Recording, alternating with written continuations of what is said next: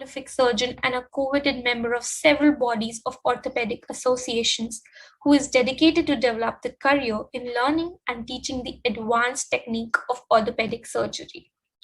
I would now request Sir to please enlighten our audience. Hi, very good evening to all the listeners and all the viewers of this session. I am Dr. Tushar Mehta, and I am really thankful to this platform of mentor Mitr to call me for this session. Well, my basic aim of this session is to talk about the situation that we are in right now. So, as everybody is aware of the fact that it's an unprecedented event which is going on right now, COVID-19, as we're aware of it. Though very ironically, we started in 2019 and now we have landed in 2021, and still, the mess is still there, the mayhem is still there. So I want to talk about a couple of aspects of this particular pandemic, out of which, not as an orthopedic surgeon, as a doctor, as a friend, as a fellow countryman, my first aim, my first target is to reach out to viewers, and from those viewers I want to reach out to thousands and lakhs of people all around, is about the timely testing. In our first wave, there was a strict lockdown last year, so majority of the people were at home. We never had this much amount of infectivity and the positivity that we have today. But as of now, still, a significant population is not aware, is not alert, is not awake, and that is why they're ignoring their symptoms. So my first request out there is that whenever you have any symptom related to COVID-19, that can be fever, that can be cough, it can be cold, it can be sneezing, it can be even these days rashes or even loose stools, your target is to ensure that you get tested in a particular frame of time, because early testing is the first key to success. And as I was saying yesterday also to one of the team of doctors, that well begun is half done. So when I say well begun is half done, I, from the part of the beginning that I'm mentioning here, I mean only timely testing. Now, once get tested, the test comes out to be positive, then I would like to inform everyone here that how this entire process goes. This entire process goes in a very simple way, that a virus enters into your body.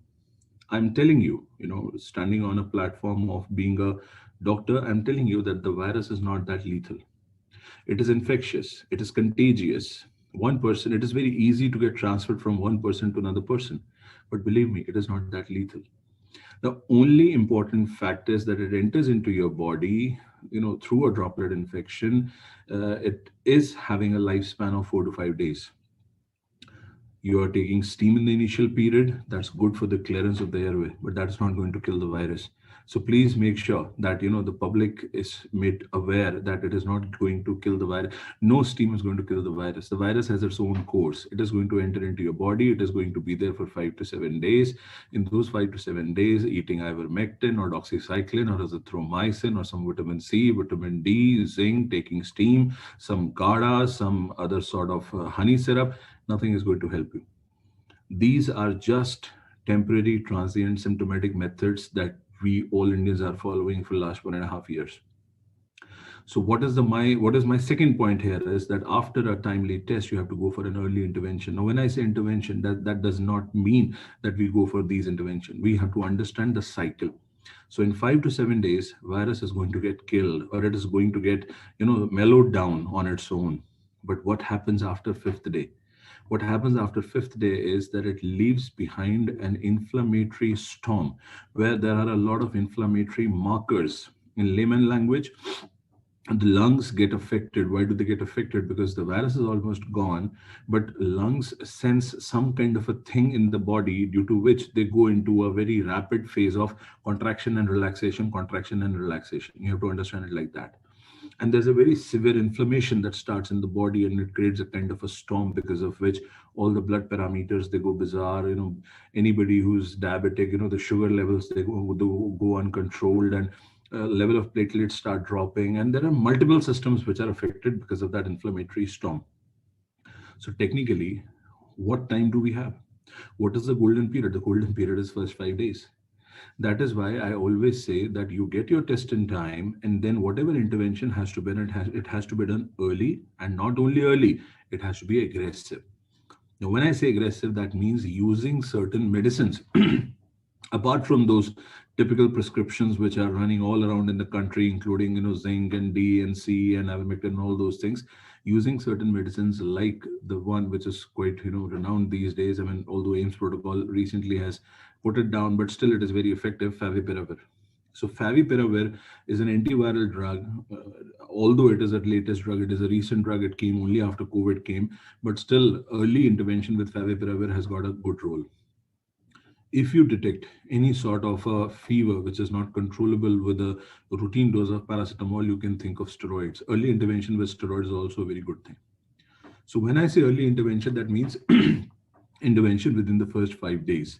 And if you intervene within the first 5 days with the help of, apart from those regular medicines, if you intervene with favipiravir and along with that, if you use steroids, I'm telling you, believe me, you can avoid a major mayhem into your body that is going to start after fifth day or probably sixth day. Now, there are certain do's and don'ts which I want all of you to understand is, I told you that it has a lifespan of 5 to 7 days. After 5 to 7 days, it is going to create an inflammatory storm into your body. So, what does the most important do? The most important do is that even if at fifth day or sixth day or seventh day, you have a constantly declining oxygen saturation, or you have a fluctuating oxygen saturation, which I'm sure all of you are aware of, the pulse oximeter now. So if on that pulse oximeter, if you have a declining saturation or if you have a dropping saturation, my request is please go ahead with an HRCT. HRCT, the high resolution CT scan of your chest, of your lungs, is going to tell you that what kind of an inflammatory storm has already happened and it is about to happen. But you cannot get the clear picture before fifth day. It is happening in the country. People are misusing HRCT. They are getting their COVID done. They come positive next day. They go for HRCT. They don't see anything in HRCT. They call me, "Are doctor, I have nothing in my HRCT." I said, "This is day two. On day two, anyways, I'm not expecting anything in HRCT. Anything and everything which will be there in HRCT will come only after fifth day." So that's the first do, that you have to get your CT done, which public has been aware. So now they're getting the HRCT. So my point here is, please get it done. There's nothing wrong in that, but you have to get it done only from fifth day onwards. Now, what do you see in an HRCT? Again, that can be treated with, of course, steroids are the mainstay, remdesivir, and all these medicines. They are supportive medicines. They are just going to decrease your hospital stay. They are not going to decrease the mortality. They might you help in the morbidity. So steroids are the mainstay. Oxygen is the mainstay. If on 5 liters of oxygen you are maintaining an adequate oxygen pressure, oxygen saturation, I feel it is fairly decent and reasonable. And along with that, if you aggressively treat it with steroids, so I think the situation will be under control. So that's one do that I want all of you to understand. Now, there are certain don'ts. The first don't with this platform, I would like to inform everyone who's watching and listening me. The first don't is that please do not try multiple prescriptions. Do not try multiple doctors. Do not go for certain parameters which are circulating online, which are saying that you can eat this and you can have this. And there are certain myths which are going on around, because I'll be covering my fourth pointer here also, that won't fall for myths. There are certain myths going on around us. Please don't fall for them. There is no nebulizer which can work as an oxygen cylinder. There is no concentrate oxygen. Now, as of now, I'm talking about today, as of like 25th of April, the entire country is going gaga about oxygen concentrators. Any oxygen concentrator that you buy today is not going to help you if your oxygen saturation at room pressure and temperature is going below 90.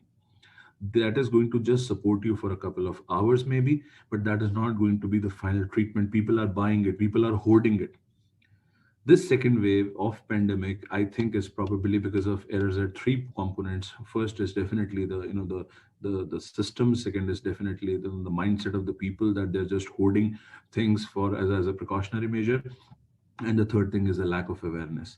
So I'm very happy that with this platform I'm creating, or probably I'm trying to create some awareness, that all these things that you're running for, all these things that you're holding, are not going to help you. They're going to help you only if you develop that severe phase of the disease, which most of the people are not going to develop. if they follow the protocol that we are discussing right now. So please ensure that there is a very important do, that follow the protocol, that initial 5 days take symptomatic treatment. You can add a bit of steroid, you can add a bit of favipiravir. Fifth day onwards, if you feel that your fever is not controlled, your cough is not controlled, you are having multiple spikes of fever, your saturation is fluctuating, please go ahead with HRCT. And then according to HRCT, you need oxygen, go ahead. You need steroids, go ahead. You need remdesivir, go ahead. But majority of the people, if they get their CT done on fifth day and they follow the protocol of oxygen and steroids, most of them will be sorted in their, in their health. Now I will come to my second last pointer here, which I think has been one of the very major reasons why we are in this soup right now: vaccination. I mean, I still remember somebody telling me that, in for HIV virus, for last so many years, people have not been able to make a vaccine.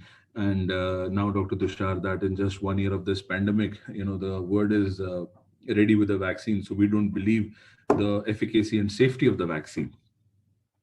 I mean, what kind of an excuse is this? That you are relating to a disease of an HIV, which is going to infect only a certain category of people, and as you are comparing it with something which is so contagious and so so infectious that just two people, if they don't maintain social distancing, the if one is affected, other one will also be affected. So I tried to convince them. I could convince some of them, but I could not convince many of them. And that is probably that reason that, I am in touch with almost 200 to 250 patients every day. And most of them are 45 plus. Most of them have not got the vaccination. Even if they've got partially vaccinated and they're suffering now. Guys, vaccination was, vaccination is, and vaccination will always be a boon and blessing to all of us. Now, after 1st of May, if the younger generation is watching this, if after 1st of May, they're opening a vaccination for every age group of 18 plus for all the, people of the country, my suggestion is please get it in time. It's not that, there's a panic which has been created because of the second wave and then you're going for it or something like that. I want you to be awake, aware, and alert. This is going to be a boon. This has already served as a blessing. I have got vaccinated. I got exposure to a COVID patient. I mean, I get exposure to COVID patient almost every now and then, but I've been tested positive 10 days ago, but there is hardly any problem that I faced, and I have good level of antibody, all thanks to the shot that I got. Even if you're vaccinated and you develop COVID again, that's not a problem. You will just have mild symptoms. In fact, I have proposed this also to certain set of people in the administration, that let's not call it a vaccine. I mean, the Covishield and Covaxin. I mean, I personally feel we should not call them as vaccine, because vaccine is something which can prevent the disease completely. So they are not preventing. Even after getting the two jabs, it is not going to prevent the disease completely. So we can call them as immunomodulators. Simple. They are modulating, they're mediating your immunity, that you have antibodies, and now even if you get exposure to a patient of COVID, your immunity is manipulated in such a way that you are infected, but you don't develop that severity of the symptoms. So that is the only thing. Of course, it is at the clinical end or the scientific end or the research end which is happening, but for the layman, for the general public who's watching, who's listening, and I want all of you to be aware of the fact that vaccination is a boon. There is no confusion. Forget about all those rumors. There's one more rumor which is floating on Twitter since yesterday, that 1st of May onwards, all the women who are either in the period of menses or who are pregnant or who are lactating should not have it. There is no data supporting that. Please, there's one don't that I'm sorry I forgot to mention. I'll mention it now. Please don't believe in the facts that you receive from this wonderful WhatsApp university that we have these days. Everything has to be backed by a logic, scientific logic, which has to be reasonable, which has to be, there has to be a rational behind everything. So vaccination is something, the wave itself is now alarmed people to get vaccinated. But apart from that, yes, I want all of you to encourage all those people above 60 also, that they should get vaccinated before 1st of May, because normally we can very well imagine that after 1st of May it will be a little difficult for us to get vaccinated because of the ample amount of population and less supply of the vaccine. So please get it done. Coming to the last point is about post-COVID care. In the previous wave, of course, I did a lot of work, although being an orthopedic surgeon, but I have keen interest in COVID-19. So in the last wave also, I could see that, and in this wave also, although it's a mutant virus now, But still, there is something that I've observed, which I want all of you to understand, that cough is something which is persistent. Cough is something which is persistent till about a month, till about 2 months. Fatigue is something which is persistent right from 15 days to 5 months to 6 months. There is one more striking feature, that there is a rebound phenomenon which is happening, that a guy gets COVID, we treat him, he gets fine. 14 days later, there is no need to get another test. By the way, there is no standard operating procedure which says that you have to get a repeat test to be tested negative to declare that you are not COVID positive now. If you are a COVID positive patient, you are isolated and you follow a treatment for a period of 17 days. After 17 days, automatically we feel and we believe that you are now COVID negative. Although you still have to, if you are not vaccinated, you still have to go for vaccination and you have to still wear a mask and follow the SOPs. But what I'm trying to tell you is that three things. One is cough that I mentioned, second is fatigue that I mentioned. The third thing, which is very ironical, is 20th day, 25th day, 30th day, a rebound fever is coming. But that doesn't mean that COVID is back or something is back. That is something which is what we have seen in the second wave. Still, we are, I mean, the scientists and the researchers are still finding a scientific logic behind it. But yes, there is a rebound fever which is also seen on 18th, 19th, and 20th day. So in post-COVID care, what I tell everyone, the most important part is stay hydrated.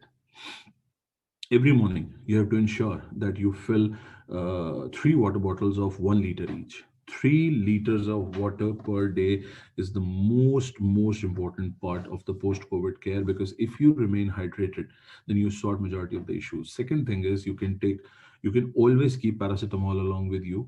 Not only it is going to help you with the fever, but this is also going to be a very good drug for the myalgias that you have. I hope you understand myalgia. My means muscle, algia means pain. So all these diffuse muscle aches and pains and fatigue and body pain and joint pain that you're going to suffer even till about 3 months from the COVID recovery, paracetamol, 500 or 650 mg is going to be really helpful. So first is hydration in post-COVID care. Second is definitely, the paracetamol. Third thing is always the steam, because somewhere down the line I have given you the life cycle of the disease, that from 5th to 7th day you're going to have, after that time you're going to have some inflammatory, kind of a reaction going on in your lungs. So even if 17 days have passed, your saturation is normal, you don't have fever, but still something is going inside the lungs. Taking steam is not going to kill the virus, as I said earlier, so there is no logic behind it. It's just that when you take a steam, the nasotracheal or airway or the orotracheal airway, so they get cleared. That's the only thing. If there are any secretions or if there is any obstruction, you get cleared. So steam is just like a symptomatic treatment, which I always advise along with hydration and paracetamol.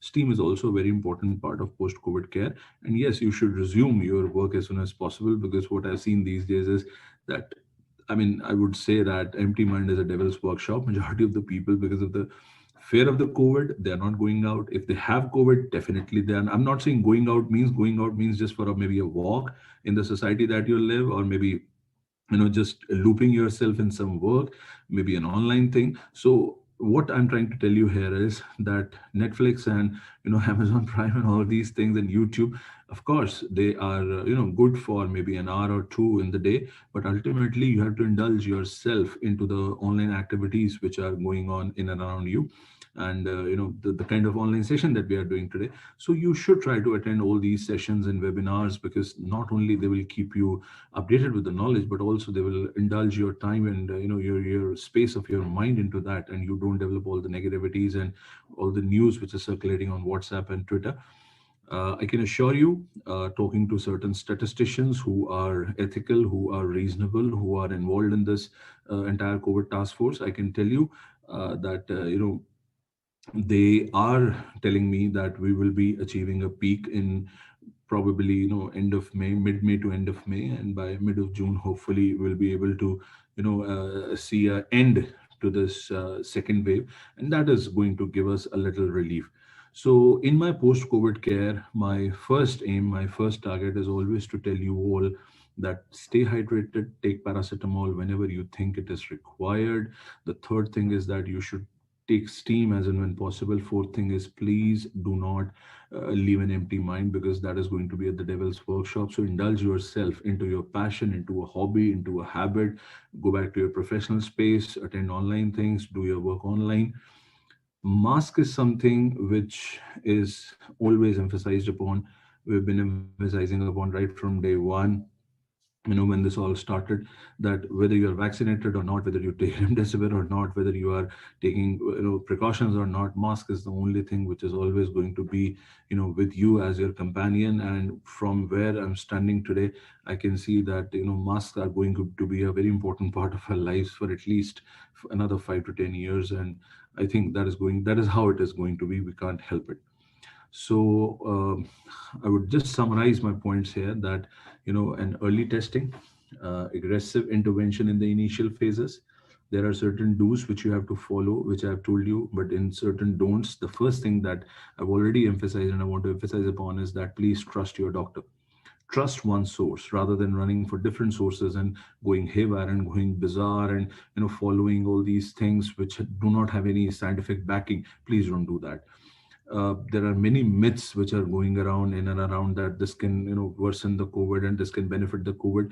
If anything you feel is scientifically approved by a logical man, please go ahead. Otherwise, please don't fall for all these things. Vaccination was always a blessing. It will still be a blessing. So, all those people listening to me, less than 45, please get yourself registered. I'm sure by now you must have been informed that a valid registration is necessary for the vaccination on 1st of May. Various portals are going to open up. So, please, be aware of that you get yourself registered as soon as these portals open up. And as far as the post-COVID care is concerned, I would advise all of you to keep your mental sanity, to work on not only on your IQ, but also the EQ, the emotional quotient, and try to take care of yourself. You yourself are a priority, your family, your loved ones. Stay hydrated, take steam, and just don't let your mind go haywire, blank in the space, because it is going to give you negativity and nothing like that. So that was, I think, my talk about certain pointers that I wanted to discuss about the COVID thing. Thank you so much. Thank you so much, sir, for busting so many myths and clarifying the do's and don'ts. That was actually very important. As you said, in the era of WhatsApp University, we actually, get lined up in the rumors, and it spoils everything according to me. But you've actually cleared all the doubts and myths. So thank you so much for that. Thank you so much. It was really a pleasure for me to be a part of this session. And I would like to congratulate this platform of Mentor Mitra, and I wish them all the best. And I just hope and I wish that, they go leaps and bounds and they create a lot of awareness. There is only one thing that I want all my fellow countrymen should have. You guys should, there is a need actually for that. We all should be awake, aware, and alert, because this is something which I think Mentor Mitra also has a kind of a vision which I could imbibe from the time that I had a conversation with the people and who are taking care of this Mentor Mitra, that creating awakeness is very important, so that you are alert, you arise, and then only you will be able to understand that in this pandemic, all these things that we are doing are going to help each other. And I would request all of you to please pay your part also, because see, we all have a kind of a role to play in managing this pandemic. So whatever you are doing, I think if that is helping people to